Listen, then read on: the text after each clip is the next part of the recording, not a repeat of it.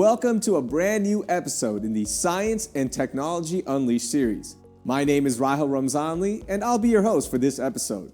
Maulana Hazar has said, for all of us, the medical frontier represents a compelling priority. He has also said the intimate link between quality research and quality healthcare is well established. Join us as we explore exciting advancements in medicine and what the future of the field holds. Our first guest is Dr. Karim Khashoggi. He's an assistant professor at the University of Toronto and CEO of InfoClin, a company that provides health informatics consulting across North America. Karim trained as a family physician and has over 25 years of progressive experience in health informatics. He has also co-authored several articles on artificial intelligence and machine learning in the future of diabetes, which is his research focus.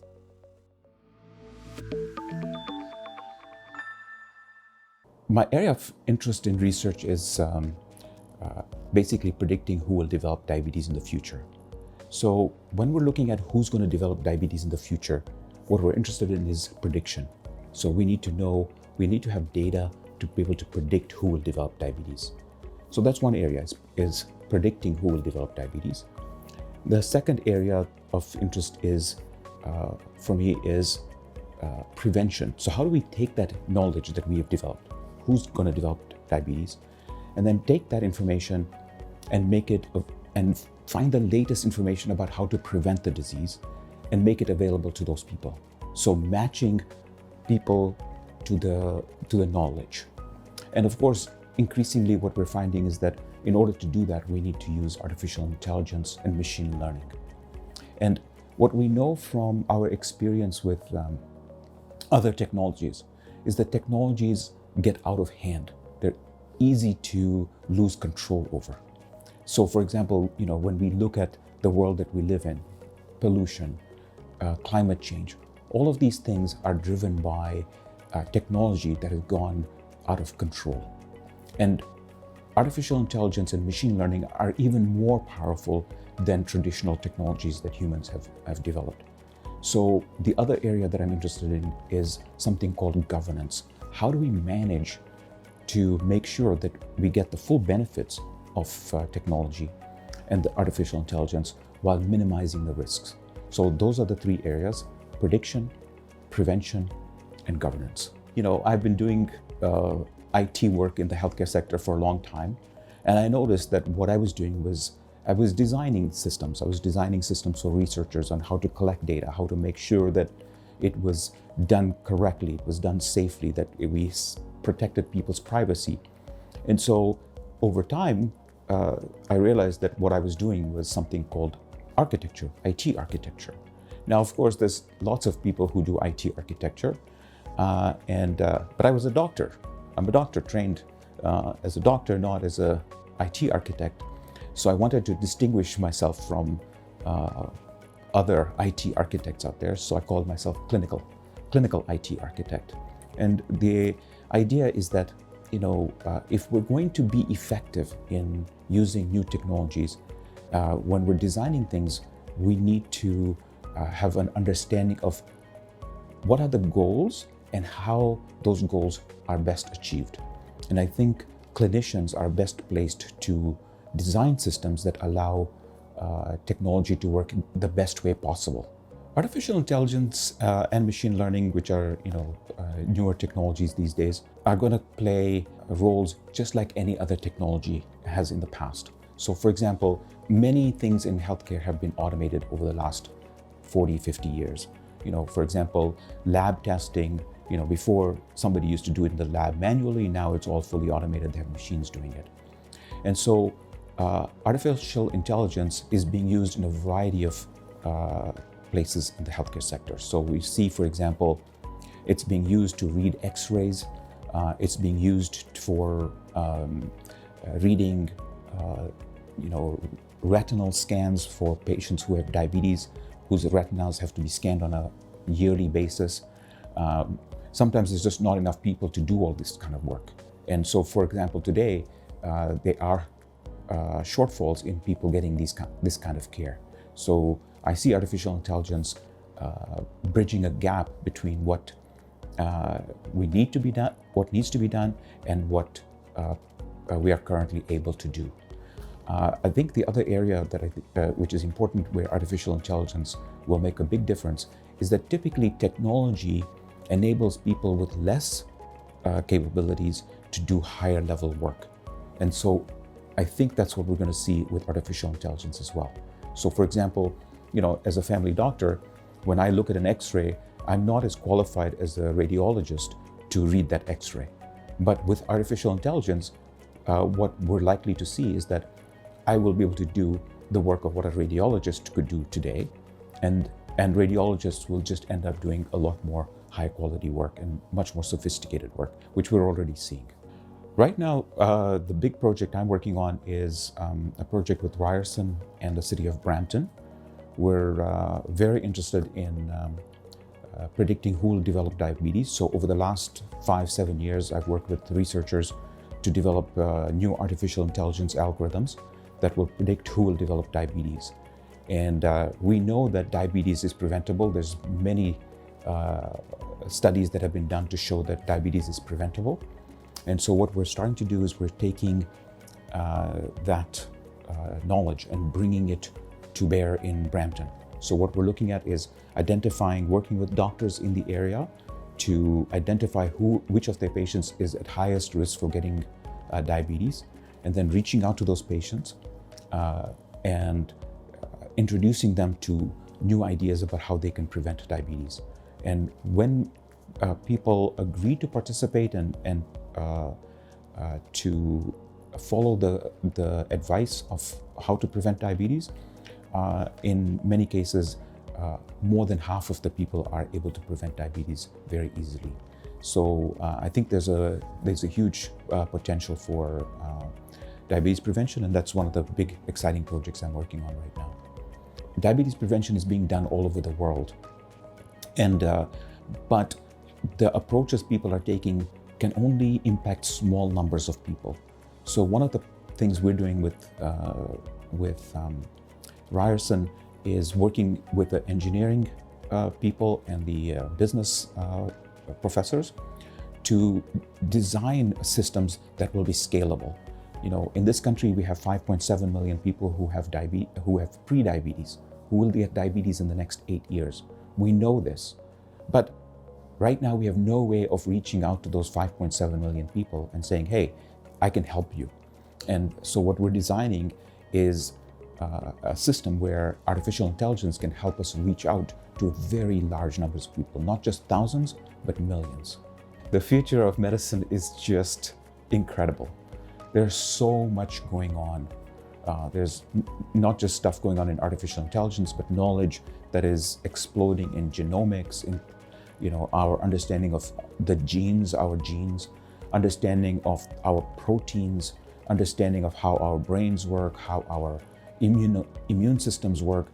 There's just a tremendous amount of new knowledge coming out, and very rapidly. And of course, artificial intelligence is the technology that will help us bring it all together and make it more useful. So I see that people will be able to have much more control over their own disease over the next decade and 2 decades. They'll be able to self-diagnose. Of course, we're already seeing self-diagnostic kits show up in pharmacies all over the place. So I think people will have more power to manage their own diseases and think about prevention more than thinking about treatment. What I would tell the youth is, whatever you do, be the best you can possibly be, because you'll want to work with the top people in the field. If you want to do exciting projects, you'll want to work with the top people in the field. And when you're working with the top people in the field, they want to be working with the top people in other fields as well. So be the best you can be. Have a good understanding and good grounding in science and technology, mathematics, engineering, the principles, but bring whatever other skills that you have, whether it's ethics or philosophy or literature or communications. Bring that strength, but be the best that you can be. Parents have a very important role in supporting kids. So, I was very interested in the sciences. My father wanted me to go into business. But when I told him I was really interested in business and I wanted to do the sciences, he was extremely supportive. He was the one who helped me fund my education through medical school and through my master's degree. And so, yes, parents have a very important role from a supportive perspective, but also being role models. My father was a reader. My mom was a very hard worker. And I saw that and I learned from that. And I learned, my mom loves to experiment in the kitchen. She's always experimenting, always trying to improve things. So I think parents can be supportive in that, providing moral support and financial support, but also being good role models. How incredible to hear how using AI can prevent not just thousands, but millions of people from getting diabetes. Our next guest is Dr. Khalil Raji, a postdoctoral fellow at the University of Cambridge. He has completed his BSc in Life Sciences and his MSc in Neuroscience at Queen's University in Canada, and his PhD in Neuroscience at the University of Calgary. Khalil has published 23 discoveries up to date, including 1 patent and a potential new treatment for multiple sclerosis and brain cancer. He is interested in understanding how the stem cells in our brain and spinal cord can be harnessed for regeneration in diseases such as multiple sclerosis. My name is Khalil, and I'm a neuroscientist and stem cell biologist at the University of Cambridge. I did my Bachelor of Science at Queen's University in Kingston, Ontario, Canada, after which I did a Master's in Neuroscience at Queen's, and then did a PhD in Neuroscience at the University of Calgary. I was then very fortunate to win a postdoctoral fellowship to continue my research at the University of Cambridge. My major research area is trying to repair brain damage. And this is specifically for diseases such as multiple sclerosis, spinal cord injury, traumatic brain injury, and Alzheimer's disease. And my major focus is on multiple sclerosis. Multiple sclerosis is a disease that's very common in developed countries. In Canada, it affects 1 in 300 people, and it's the most common cause of neurological disability in young adults. Most people get diagnosed in their 20s and 30s, and unfortunately they slowly progress and lose the ability to walk or see or feel over time. And my research focus is trying to find ways to repair the damage that's done in this disease. So in multiple sclerosis, the immune system actually attacks the brain and the spinal cord, which is a kind of autoimmunity. So normally our immune system is there to protect us against viruses and bacteria. But for some reason that we don't know of yet, in multiple sclerosis, the immune system goes wrong and attacks the brain and the spinal cord. And our nerve fibers are very long projections that carry signals from our brain to our fingertips to our legs. And we also have nerve fibers coming from our legs and fingers up to our brain. And that's the way our body communicates information from our environment. And these nerve fibers, they have a coating around them called the myelin sheath. And this coating is very important for insulating the nerve fiber and allowing fast signals to propagate down the nerve fiber. So imagine an electrical system, and we have all these wires in the electrical system. The brain is very much like an electrical system, and these wires carry electricity and signals, and the wires themselves have insulation. And it's the same thing with our nerves. Our nerves have insulation called myelin, and in multiple sclerosis, the immune system attacks this myelin. And what's very fascinating to me is that we now know that there are stem cells that live in the brain and the spinal cord that can actually repair this myelin. So in models of multiple sclerosis, if we induce an injury in the spinal cord or the brain, and we get destruction of these nerve fibers, we can actually see these stem cells become activated, and they multiply, they divide, and they come in, and they're able to repair lost myelin. And this is extremely exciting because in multiple sclerosis, we don't have any treatments yet that can repair damage. So in the last 20 years, we've had many treatments that can prevent the immune system from causing damage, which has been a huge breakthrough in multiple sclerosis research, because we can now delay the progression of the disease. But once the damage has occurred, we don't know how to repair it. So unfortunately, many multiple sclerosis patients who have lost vision or have lost the ability to walk, there's no way yet medically to restore the ability of the person to walk or see again. And my research area, as well as many others around the world, are now trying to find ways to tap into these stem cells to allow them to repair myelin damage. And in the last 5 years, we've had a few potential therapies that have come out, which is very exciting. So including in my PhD at the University of Calgary, I tested 1,000 medications along with my lab on cells in a dish and found one medication that was able to help stem cells repair better. And then we tried this medication in a model of multiple sclerosis. And to our excitement, we found that we were able to repair myelin damage in the model. So we're now doing some more studies with that medication. A scientific career demands a lot of perseverance and resilience. In contrast to undergraduate studies where one individual can study extremely hard and get a really good mark on a test, in science, that's not the case. We are trying to discover the unknown, which naturally makes it very difficult. We're trying to understand how nature works around us. So no matter how smart we think we are, or how hard we work, or how brilliant we think our ideas are, nothing compares to the vast complexity of the universe and nature around us. So many times in research, one comes up with an amazing idea and tries to test this idea in the lab, and oftentimes it turns out to be completely wrong.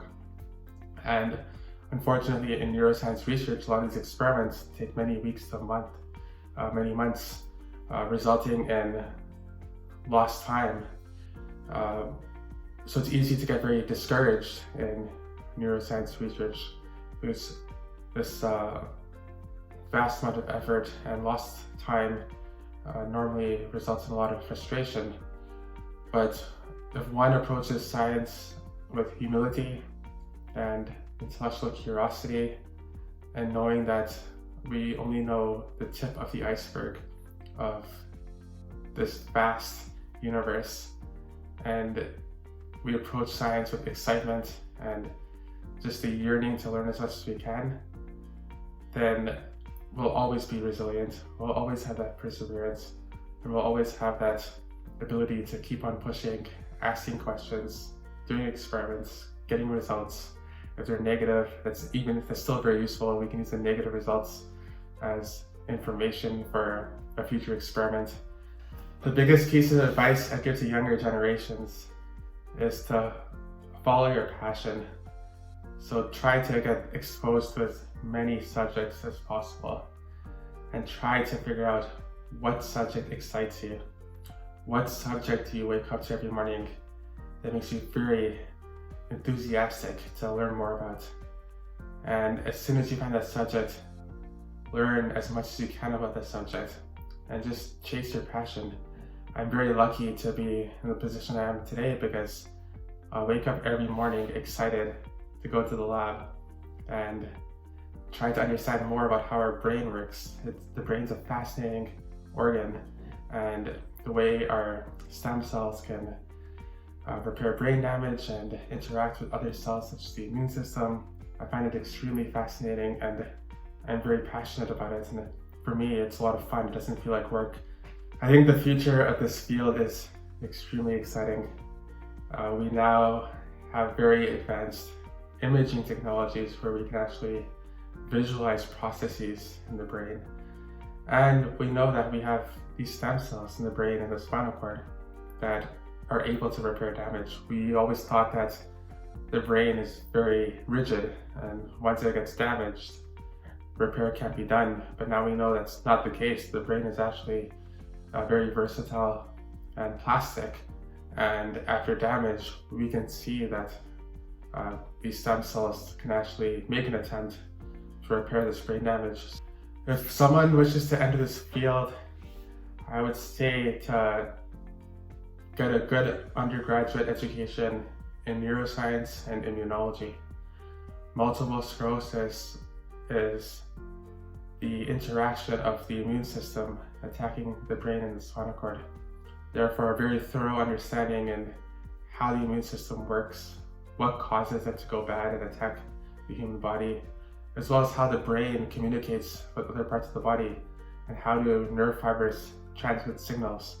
I think that's very foundational knowledge that needs to be studied in order to set up a good base for further research in multiple sclerosis. Every morning when I wake up, I get on my smartphone all the latest research updates from around the world, and I spend half an hour every morning going through all these papers, making sure I'm up to date with the literature. And then I go into the lab excited to test my own ideas. And it's that thirst for intellectual advancement that's very critical in a successful career in research. That was very interesting to learn how stem cells can be used as an attempt to repair nerves in the body. The systematic study of the human anatomy was a way to appreciate God's wisdom in his handiwork. This empowered scholars during the Islamic Golden Age. Also, the belief that the care of the sick was a religious imperative transformed the field of medicine, surgery, and pharmacology. Our next segment is on Islam and science. In other civilizations, the preservation of health and pursuit of medicine is also found in Muslim civilizations. Traditionally, the approach to healthcare included religious or prophetic medicine based on the sayings of Prophet Muhammad, peace be upon him, traditional medicine based on customs, and medicine that was appropriated through translations. The translation of Greek medical works into Arabic, for example, helped develop medicine in Muslim lands. One of the most significant contributions by Muslims to the field of medicine was the founding of hospitals, or bimaristans, from the Persian word bimar, or ill person, and stan, or place. The institution of hospitals, where the sick were taken care of, was not new. Hospitals had been established by the Persians and the Byzantines. But in Muslim societies, hospitals were financed from the revenues of the bequests by the pious, called waqfs. Wealthy men or rulers would donate property as endowments, and the income from the endowment would pay for the maintenance and operating costs of the hospital, salaries of the hospital staff, and sometimes supply a small stipend or provisions for the patient upon dismissal.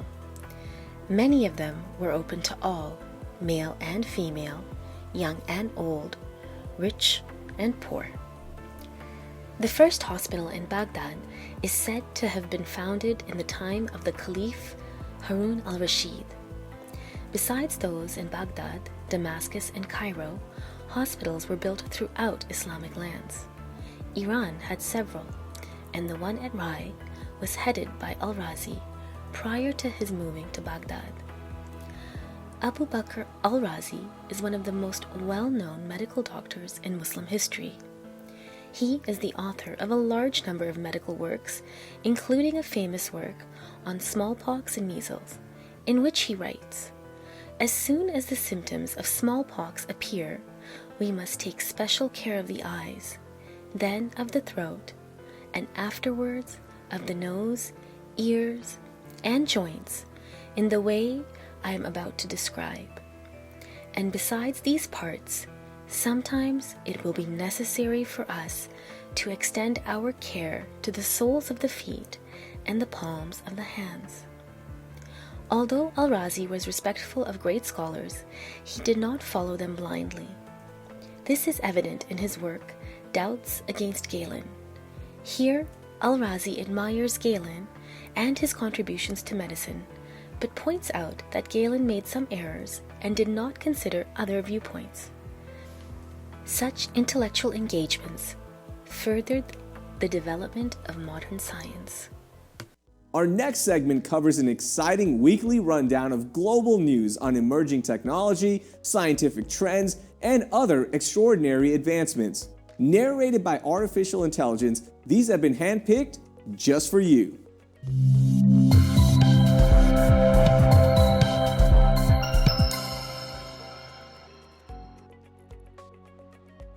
At present, robots use a vast array of sensors to produce information about their immediate environment. This information is then sent to a powerful computer which learns the information and identifies a response. This process can lead to delayed responses which could result in damage or pain. By mimicking the human neurobiological system, researchers have developed AI-enabled sensor units to recognize, process and repair potential damage or pain. Early tests show that the robots with mini brains can survive and respond to unintentional mechanical damage arising from scratches and bumps while continuing to work effectively. Two future-focused companies have come together that could change surveillance protection. An autonomous vehicle company and an autonomous drone company have partnered that will see autonomous drones equipped to autonomous vehicles for military and security uses. The autonomous security vehicle is equipped with a high-power zoom camera, a two-way telecom, alert lights, and an object tracking system for use in the defense, energy communications, utilities, transport, and government sectors. Drones will automatically be able to take off and land from a moving vehicle. Astronauts could be put into hibernation to travel to Mars as research continues on the effects on the brain. If astronauts were put into a state of stasis, they might be mentally able to cope with a journey to another planet. A lot of research on hibernation has focused on the body because it is a physiological state and biochemical processes in the body are slowed down, but very little has looked into what happens to the brain in this state. The brain could experience something similar to anesthesia or a sleep-like or comatose state, and more research will continue to know what it means to be in this state.